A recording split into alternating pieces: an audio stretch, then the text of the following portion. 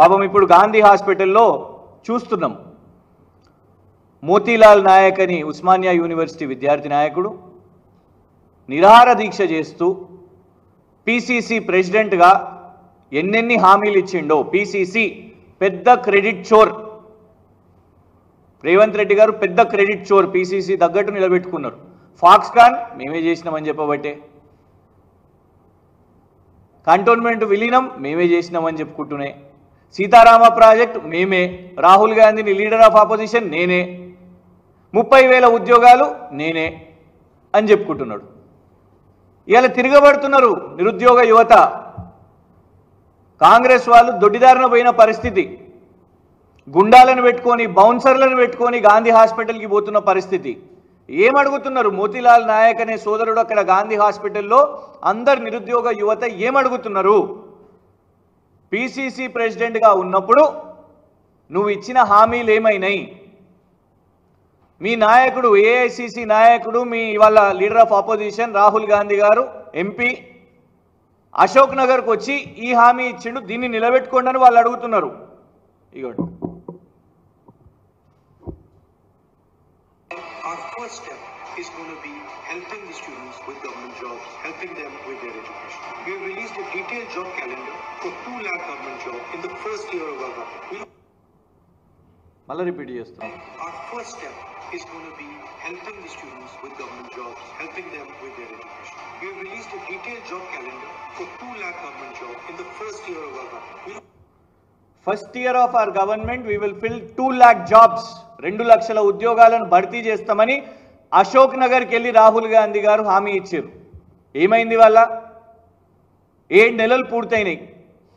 ఇంకొక 5 నెలలు ఈ ప్రభుత్వానికి సమయం ఉన్నది, సంవత్సరం అయిపోవడానికి వాళ్ళు ఇచ్చిన హామీలకు. ఇవాళ వాళ్ళు వాళ్ళ హామీలను అడుగుతుంటే 1:100 అని మీరు చెప్పిండ్రు గ్రూప్ 1లో. మీరు వాళ్ళకు ఓట్లు అడిగినప్పుడు మేము 1:100 చేస్తాము గ్రూప్ 1లో అని మీరు మాట్లాడినప్పుడు ఇవాళ నిలబెట్టుకోండి.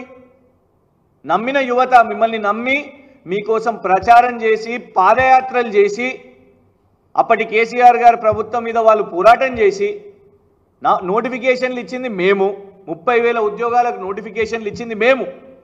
ఎక్సైజ్ కానిస్టేబుల్స్కి మీరు ఇచ్చిర్రా? లేదు స్టాఫ్ నర్సులకు మీరు ఇచ్చిర్రా?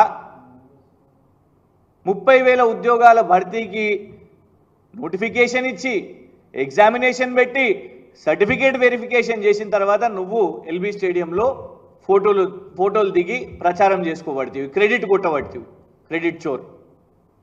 ఇవాళ ఆ యువత మీ మాట నిలబెట్టుకోండి. గ్రూప్ 2 పోస్టులు పెంచుతా అని హామీ ఇచ్చారు కదా. మెగా డిఎస్సి కోమటిరెడ్డి వెంకటరెడ్డి గారు 70,000 ఖాళీలు ఉన్నాయని చెప్పారు. మీడియా ముఖంగా 70,000 టీచర్ పోస్టులు ఖాళీలు ఉన్నాయి, భర్తీ చేపడతాము అని చెప్పారు. చేపట్టండి. వల్ల ఏమైంది మీ మెగా డిఎస్సి? ఏమైంది మీ జాబ్ క్యాలెండర్? ఇవాళ దానికోసం అడుగుతున్న యువత మీద మీరు పోలీస్ని పెట్టి అక్కడ హాస్పిటల్ దగ్గరికి వెళ్తున్న యువత మీద దాడులు చేస్తూ అరెస్టులు చేస్తూ వాళ్ళని వాళ్ళ బొల్లారం పోలీస్ స్టేషన్ల కొందరిని, ఇతర పోలీస్ స్టేషన్ల దగ్గర కొందరిని, బౌన్సర్లను గుండాలను తీసుకుపోయి నిన్న కాంగ్రెస్ ఎమ్మెల్సీ వాళ్ళ కాంగ్రెస్ బృందం అక్కడున్న యువత మీద దాడులు చేసుడు, వాళ్ళని బెదిరించుడు. మోతీలాల్ నాయక్ అనే విద్యార్థి నాయకునికి ఏదన్నా జరిగితే దాని బాధ్యత ఖచ్చితంగా కాంగ్రెస్ ప్రభుత్వానిదే, రేవంత్ రెడ్డి గారి ప్రభుత్వానిదే. మీరు ఇచ్చిన హామీలనే వాళ్ళు ఇవాళ గుర్తు చేస్తున్నారు. గ్రూప్ 2 గ్రూప్ 3 పోస్టులు పెంచాలి అని వారు డిమాండ్ చేస్తున్నారు. ఆ ఇచ్చింది హామీ మీరు కాదా? 1:100 గ్రూప్ 1 పోస్టులది మీరు మీరు చేస్తాము ఆ రేషియో ప్రకారంగా అని చెప్పారు, అది మీ హామీ కాదా?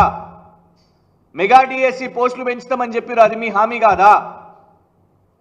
ఇవాళ హామీలను ఎట్లా మర్చిపోయారు మీరు? 2 లక్షల ఉద్యోగాలు ఒకటే సంవత్సరంలో భర్తీ చేస్తాము అని చెప్పారు.